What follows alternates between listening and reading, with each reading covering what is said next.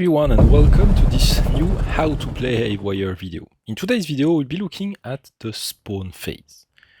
The spawn phase is the last phase of a game turn.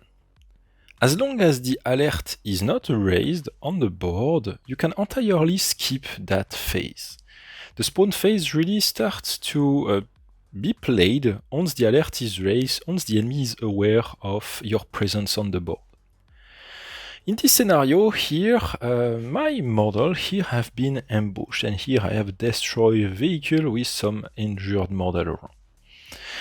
For this example, let's say we are at the threat level 4, we are at turn 4, threat level 4, and we jump onto the spawn phase. It's the end of this turn. In the spawn phase, the first thing you always do in the spawn phase is spawn a new group of enemy on the current threat level. So again, we are at the threat level 4, so you simply roll a dice, then you roll a d6, so here the group number 10 will spawn on the spawn point number 6. So the group number 10 is a fighter plus a sniper, and they spawn on the spawn point number 6, which is that building roof here. So here I'm going to take, let me grab some models. So here I will grab my fighter here, he will arrive on the roof, plus the sniper that is just behind him. So they both arrive from here. So here again, it's the end of the turn, the spawn phase. There is no movement for the enemy in that phase, they just appear on that position. Once this is done at the end of every turn, no matter if the enemy leader is killed or not. That first group that spawn is automatic, and it pushes the player to exfil and exit the board, because there will be a constant addition of enemy groups, and as you progress through the threat level, those groups will become bigger and harder to fight. Next step in the spawn phase is that if the enemy leader has not been killed, he will call in some reinforcement. So here you need to take the reinforcement card from the enemy faction you are fighting. So here I'm fighting the insurgent, and the enemy leader will call one of the support you have above here. So same idea here, you roll a dice, and this defines what the enemy leader will use for this turn. So here he will use the 15. The 15 is a chemical strike. So here the insurgent faction have 3 different support actions, so that's the chemical strike, hidden sniper, and mortar shelling. But he can call also one more group, 2 more group, or actually the 1 to 6, the enemy leader didn't manage to call anything this turn. So let's have a look, for example, at the chemical strike here. Select randomly one model controlled by the player. A chemical mortar shell falls next to this model and has an area of effect of 6-inch radius, disorienting anyone in its range. All models in this zone move immediately 6 inches in a random direction and are suppressed. -1 action point for their next activation.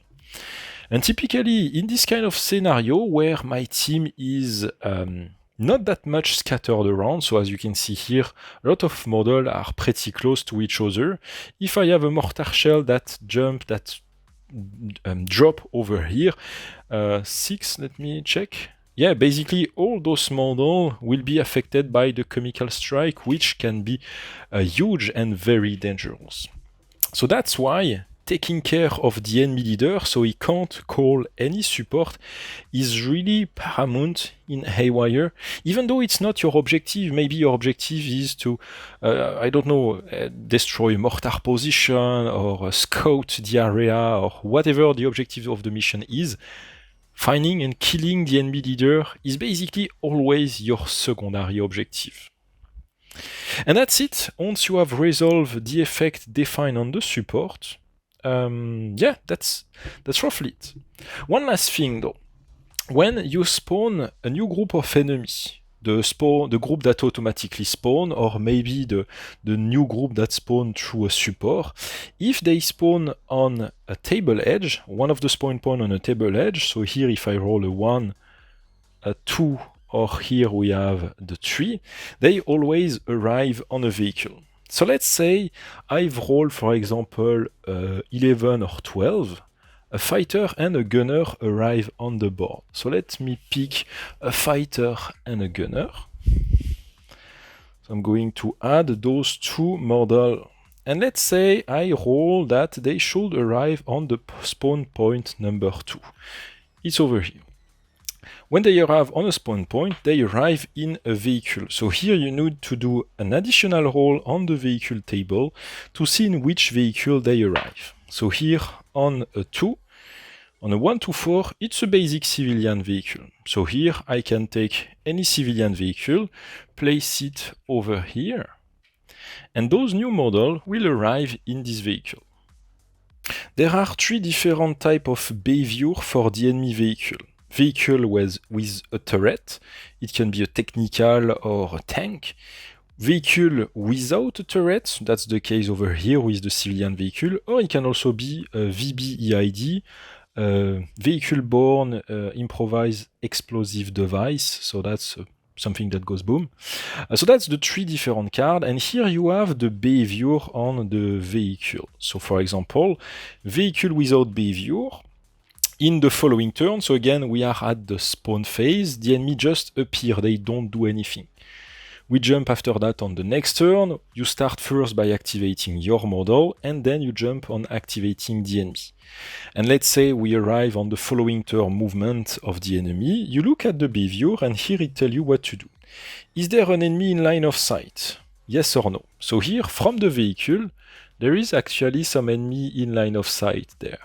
So here, yes, all models disembarked and can be activated. So here, it's not a big threat, but maybe the enemy was located on that part of the board, and spawning in the vehicle will allow this group of models to come closer to the enemy to fight them faster and not go through the board at the pace of a simple walk. There is also, of course, some more dangerous vehicles. So here the vehicle with turret can be equipped with heavy machine gun and deal more and can be very dangerous.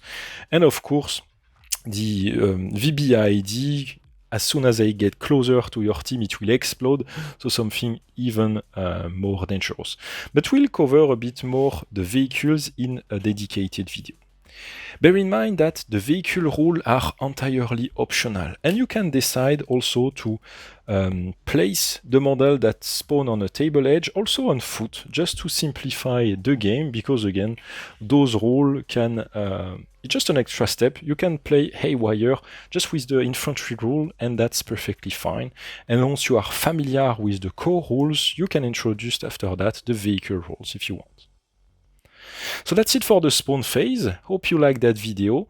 Let me know in the comments down below what you think, and I will see you soon for the next one. Bye everyone!